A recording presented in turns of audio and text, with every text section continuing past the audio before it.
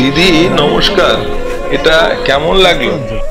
বেশ ভালো লেগেছে তো। এই যে মোমোটা দেখছেন, ক্রিমি জুসি, বেশ ভালো। মানে অ্যাকচুয়ালি মোমোর ভেতরে যদি ক্রিম থাকে, ফ্যাট থাকে, সেই মোমোটা অনেক বেশি সুস্বাদু হয়, এবং যার জন্যই আমি দীর্ঘ আধা ঘন্টা অপেক্ষা করলাম এই মোমো পাওয়ার জন্য। বন্ধুগণ নমস্কার, এটা কাঠমান্ডু দরবার স্কোয়ার। এর আগে পোস্টে দেখিয়েছি ভক্তপুর দরবার স্কোয়ার, আর এটা কাঠমান্ডুর দরবার স্কোয়ার।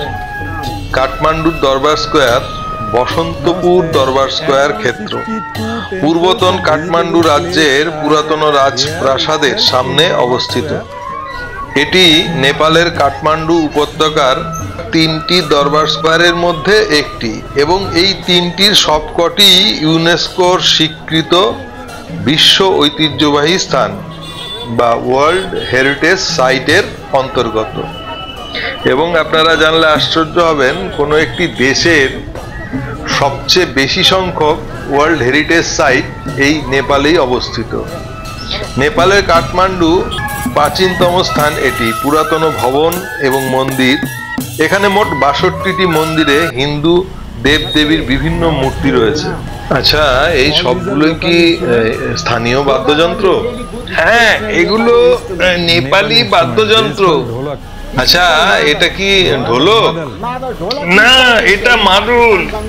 আপনারা ভারত, বাংলাদেশ, পাকিস্তান, শ্রীলঙ্কা ওসব জায়গায় ঢোলক বলে, কিন্তু নেপালে এটাকে বলে মাদুল। আপনি কোন দেশ থেকে এসেছেন?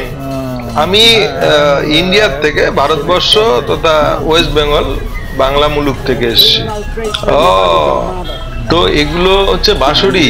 হ্যাঁ, এগুলো বাঁশুরি। আর এই যে দেখছেন এই মাদলগুলো, এই নেপালের যত স্থানীয় অর্থাৎ ফোক ড্যান্স বা গান হবে যে কোনো কালচারে, এটা কিন্তু একটা অবিচ্ছেদ্য অংশ। এবং নেপালিরা এই বাদ্যযন্ত্রের সাথে নাচ ও গান করতে স্বাচ্ছন্দ্য বোধ করে।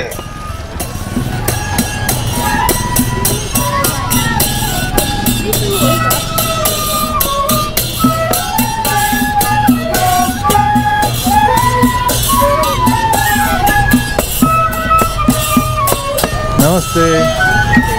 You're looking beautiful. You're looking beautiful and gorgeous.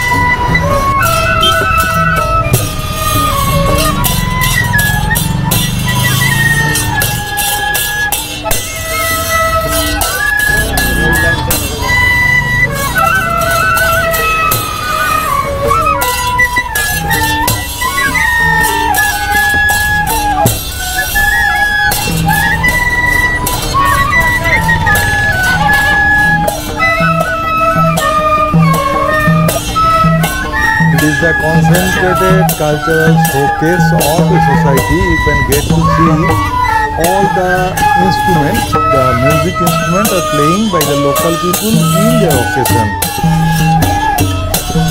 This is called Mother. What does it called? Kama. That is Sarangi, Sarinda, Sarangi, and this is violin. How much it is for a sarangi? Sarangi? Huh?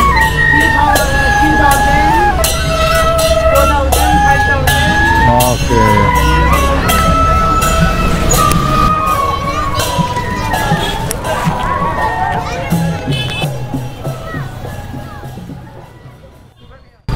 আমি এই দরবার স্কোয়ারের সামনে দাঁড়িয়ে আছি।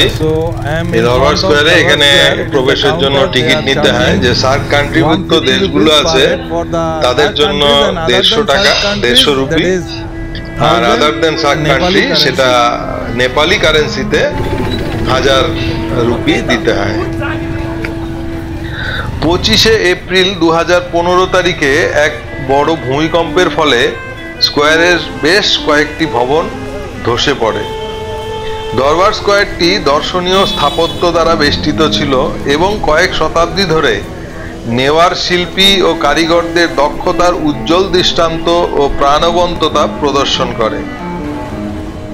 এটি হনুমান ধোকা দরবার স্কোয়ার নামেও পরিচিত। প্রাসাদের প্রবেশ পথে ভগবান রামের বানর ভক্ত হনুমানের মূর্তি থেকে এই নামটি এসেছে। রাজকীয় প্রাসাদটি মূলত দত্তআরা স্কোয়ারে ছিল এবং পরে দরবার স্কোয়ারে স্থানান্তরিত হয়। কাঠমান্ডু দরবার স্কোয়ারে মল্ল ও শাহদ রাজাদের রাজপ্রাসাদ ছিল, যারা এই শহর শাসন করেছিলেন। এই প্রাসাদগুলির পাশাপাশি চতুর্ভুজগুলি ঘিরে রয়েছে, যা উঠান এবং মন্দিরের চৌহদ্দিকে চিহ্নিত করে। এই দরবার স্কোয়ারে 62 খানা হিন্দু দেবদেবীর মূর্তি রয়েছে বিভিন্ন মন্দিরগুলোতে। তো আমি এটা এক্সপ্লোর করার চেষ্টা করছি, যেখানে আমার চতুর্দিকে একটা একদম প্রাচীনত্বের একটা ছোঁয়া, যেখানে স্টোন কার্ভিং থেকে শুরু করে টেরাকোটা এবং উড কার্ভিংস, যে নেওয়ারি শিল্পীদের একটা অদ্ভুত নিদর্শন এই চতুর্দিকে আপনারা দেখতে পাবেন। মানে এটা একটা অদ্ভুত একটা প্রাচীনত্বের একটা ছোঁয়া, যেন মনে হয় আমি একটা প্রাচীন নগরী, প্রাচীন একটা সংস্কৃতির মধ্যে প্রবেশ করলাম। এবং এটা এখানে নেপাল দরবার স্কোয়ার এবং কাঠমান্ডুতে অবস্থিত, এবং এটা একটা অন্যতম দর্শনীয় স্থান। নেপালের যে কোনো দেশ থেকে, যেখান থেকে টুরিস্টরা আসুক না কেন নেপাল ভ্রমণ করতে, এই দরবার স্কোয়ার তার ভ্রমণ যে গন্তব্য স্থানগুলোর মধ্যে একটা অন্যতম বলে বিবেচিত হয়। এর যে বিশেষত্ব, এর যে সৌন্দর্য, শৈল্পিক সৌন্দর্যবোধের পরিচয়, যার জন্যই এটা একটা ভ্রমণ স্থান হিসেবে একে বিবেচিত করেছে। তো আমি যেটা বলছিলাম, মানে এটা একটা এমন ইউনিক একটা কান্ট্রি, যেটা কিনা অনেকগুলো ইউনিক জিনিস সমস্ত বিশ্বকে উপহার দিয়েছে। এটা দিয়েছে এভারেস্টের মতন পৃথিবীর সর্বোচ্চ পর্বতশৃঙ্গ, এটা দিয়েছে একটা হিন্দু দেশ হয়েও রিলিজিয়াস ফেথ দিয়েছে, যেটা কিনা হিন্দুত্ব নয়, সেটা হচ্ছে বৌদ্ধিজম। যখন এটা বৃহত্তর ভারতবর্ষের একটি অংশ হিসেবে পরিচিত ছিল, যিনি সেই সময় শাসক ছিলেন শুদ্ধোধন, এবং যেটা খ্রিস্ট জন্মের প্রায় 600 বছর আগে এই বুদ্ধের জন্ম হয় শাক্য রাজবংশে, যে রাজবংশের সেই সময় শাসক ছিলেন শুদ্ধোধন। তো সেই শাক্য ডায়নেস্টির রাজা শুদ্ধোধনের পুত্র গৌতম বুদ্ধ, যিনি কিনা একটি নতুন ভাবধারা, নতুন একটি রিলিজিয়াস ফেথ সমস্ত বিশ্বকে উপহার দিলেন, যেটা বুদ্ধিজম নামে পরিচিত, এবং আজকে পৃথিবীতে one of the largest religious faith, যেটা হচ্ছে এই বুদ্ধিজম। এবং যেখানে সবচেয়ে বড় কথা, বুদ্ধিজমের সবচেয়ে প্রথম কথা যেটা হচ্ছে শান্তির বাণী উনি প্রচার করেছেন। এবং আরো আশ্চর্যের বিষয়, আজ থেকে খ্রিস্ট জন্মের প্রায় 600 বছর আগে কতখানি আধুনিক চিন্তা ছিল, যে সময় উনি ভগবানত্বের যে ব্যাপারটা, সেটাকে উনি অস্বীকার করেন, এবং উনি এই কথা বলেন যে কর্মের মাধ্যমেই মানুষ ভগবানত্বে উত্তীর্ণ হতে পারে, মানুষের বোধ জাগ্রত হলে তবেই তিনি ভগবানে উন্নীত হন।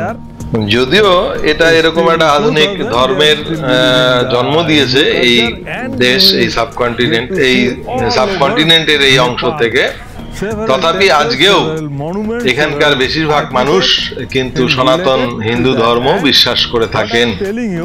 শুধু এটা এখানে নয়, সমগ্র নেপালের মধ্যেই দেখা যাবে বিভিন্ন ধরনের মন্দির, বিভিন্ন ধরনের দেবদেবীর মূর্তি, এবং যেটা আজকে ভারতবর্ষের বিভিন্ন জায়গায় আছে, যেমন কাশীর বিশ্বনাথ, তারপরে আছে ভৈরবনাথ মন্দির, এখানেও সেগুলো রিপ্লিকা মন্দির এখানে অবস্থান করে। এবং আমরা জানি হিন্দু মাইথোলজিতে 4টা বেদ আছে, ঋক, সাম, যজু, অথর্ব, এবং সেই অথর্ব বেদে এই নেপালের যে ঐতিহ্য সেটার উল্লেখ আছে, এবং নেপালের যে ধর্মীয় সংস্কৃতি সেটার উল্লেখ পাওয়া যায় অথর্ব বেদে, এবং উপনিষদেও সেই উল্লেখ কিন্তু আছে। এটা হচ্ছে একটা উডেন কার্ভস, যেটা হচ্ছে টেরাকোটার যে টাইলস বা ইট, তার মাঝখানে দেওয়া হয়েছে এই বিল্ডিং এর একটা বিশেষ অংশে। কাঠের স্ট্রাকচার এবং প্রাচীন স্থাপত্য, এই সমস্ত কিছু মিলিয়েই এটাকে একটা অন্যরকম, একদম আলাদা একটা দর্শন দিয়েছে। এবং এই সবগুলোই হচ্ছে প্রাচীন পোড়া মাটির অর্থাৎ টেরাকোটা থেকে যে টাইলস হয় সেটা দিয়ে তৈরি। এই যে আশেপাশের ঘরগুলো দেখা যাচ্ছে সেগুলো আমি আমার সামর্থ্য অনুযায়ী সেটা দেখানোর চেষ্টা করছি কাছের থেকে। দেখবেন, দেখতে থাকুন, সঙ্গে থাকুন, আমি ভাবুঘুরের সঙ্গে থাকুন। আপনারা জানেন আমি ব্লগ করে থাকি people places food and festival, এবং এটা এখন চলছে কাঠমান্ডু এবং নেপালের সন্নিকটে যে সমস্ত দর্শনীয় স্থানগুলো আছে সেগুলোর।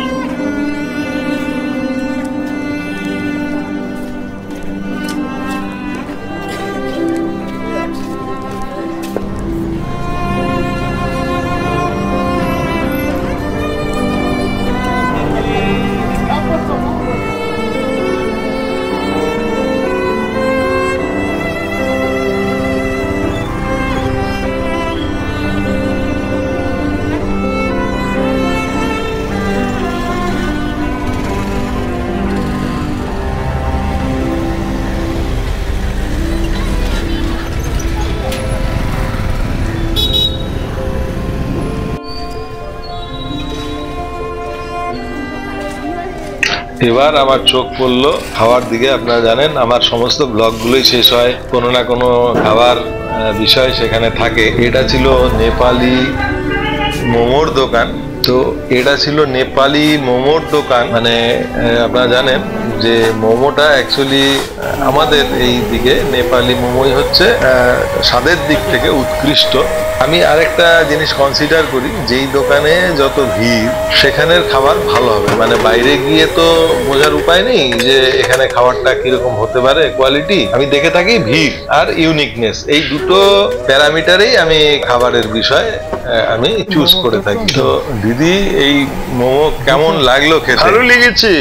অ্যাকচুয়ালি কি হয়, মানে নেপালিদের মধ্যে মোমো তৈরির যে কৌশলটা ভালোভাবে আয়ত্ত আছে এবং এরাই সবচেয়ে সুস্বাদু মোমো তৈরি করতে পারেন বলে আমার মনে হয়।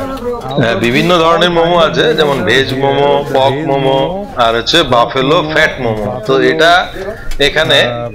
এখানে যেটা পাবেন যে ম্যাক্সিমাম ক্রিমি, ম্যাক্সিমাম জুসি এবং একদম সফট, ভেতরে মুখে দেওয়ার পরে একটা সুন্দর জুস মুখের মধ্যে বেরোবে। যেটা অ্যাকচুয়ালি কি হয়, মোমো এই ধরনের জিনিসের মধ্যে ফ্যাট কন্টেন্ট থাকলে সেটা আরো স্মুথ এবং জুসি হয় আর কি, আমি যেটা মনে করি। এবং যার জন্য আমি প্রায় আধা ঘন্টার মতন অপেক্ষা করেছি এই মোমো পাওয়ার জন্য, এই লাইনে অপেক্ষা করেছি। নানি কষ্ট। তো দিদি এই মোমো কেমন লাগলো খেতে? ভালো লেগেছে।